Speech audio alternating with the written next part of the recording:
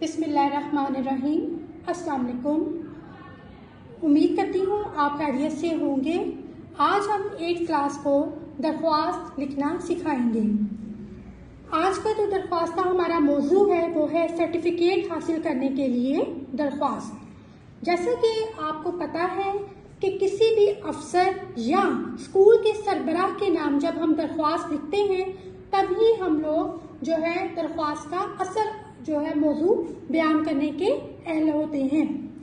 ابھی ہم جیسا کہ شروع کریں گے بخدمت جناب، کیونکہ پہلی لائن میں آپ نے جناب لکھا ہے تو آپ کو پرنسپل کے بعد صاحب لگانے کی ضرورت نہیں ہے، تو لہٰذا یا تو آپ جناب لکھیں گے یا پھر آپ پرنسپل کے بعد یا ہیڈ ماسٹر کے بعد سربراہ کے ساتھ جو ہے وہ صاحب لکھیں گے۔ بخدمت جناب پرنسپل گورنمنٹ ہائی اسکول، یہاں گورنمنٹ ہائی اسکول ہم اس لیے لکھتے ہیں کیونکہ ہم لوگ اپنے اسکول کا نام نہیں بتاتے۔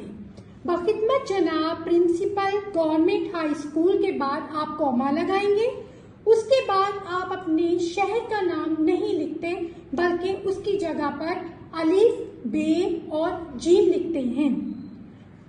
پھر ہم لوگ موضوع لکھیں گے۔ موضوع یا عنوان دونوں ہی لفظ ٹھیک ہیں، آپ موضوع کی جگہ پر عنوان بھی لکھ سکتے ہیں اور موضوع بھی لکھ سکتے ہیں۔ موضوع ہے ہمارا آج کا درخواست برائے حصول سرٹیفکیٹ۔ یہ لکھنے کے بعد ہم جناب عالی اور ساتھ ندائیہ کا نشان لگائیں گے۔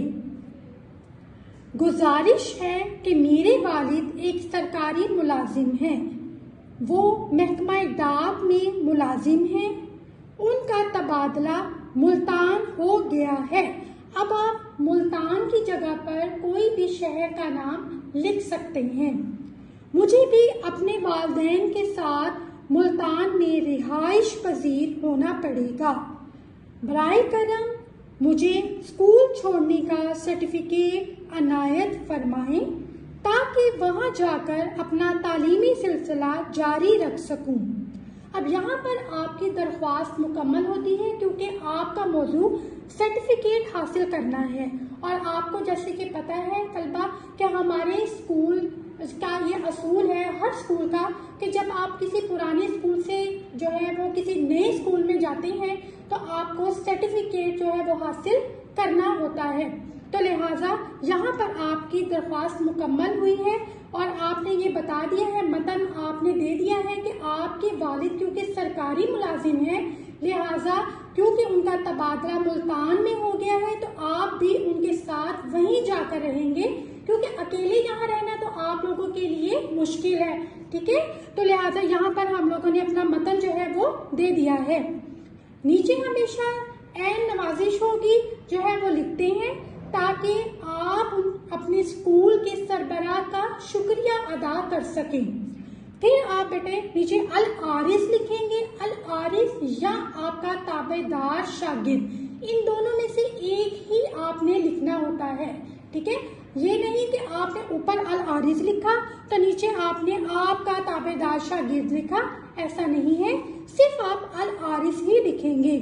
اس کے بعد بیٹے آپ نے نام لکھنا ہے، نام میں لام میم نون، کیونکہ آپ نے شہر کے نام کی جگہ پر الف ب جیم لکھا تھا تو لہٰذا نام کی جگہ آپ لوگ لکھیں گے لام میم اور نون۔ جماعت ہمیشہ جو ہے وہ لکھی جاتی ہے تاکہ اسکول کی سربراہ کو اس بات کا علم ہو کہ آپ کون سی جماعت کے طالب علم ہیں۔ جماعت آپ کی خشتم ہے، بالکل آپ نے اس کی دوسری جو طرف ہے وہ تاریخ لکھنی ہوتی ہے کہ آپ نے کس تاریخ کو جو ہے یہ درخواست تحریر کی ہے، 26 اگست 2026۔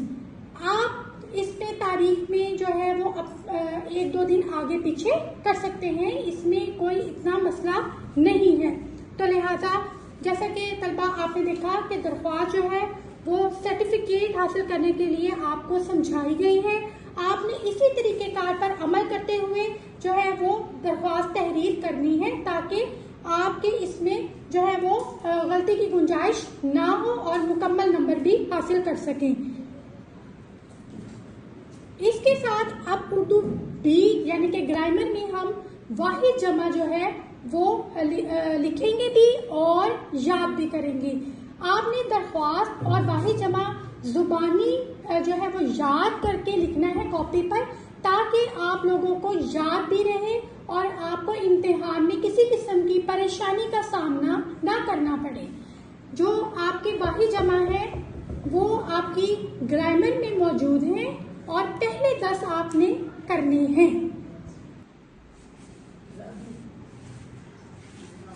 جی طلبہ، اب آپ نے اردو گرامر میں صفحہ نمبر 15 جو ہے وہ کھولنا ہے اور وہاں پر واحد جمع اسلوب تا توقع تک آپ لوگوں نے زبانی یاد کرنی ہے اور پھر کاپی پر خوش خط لکھنے ہیں.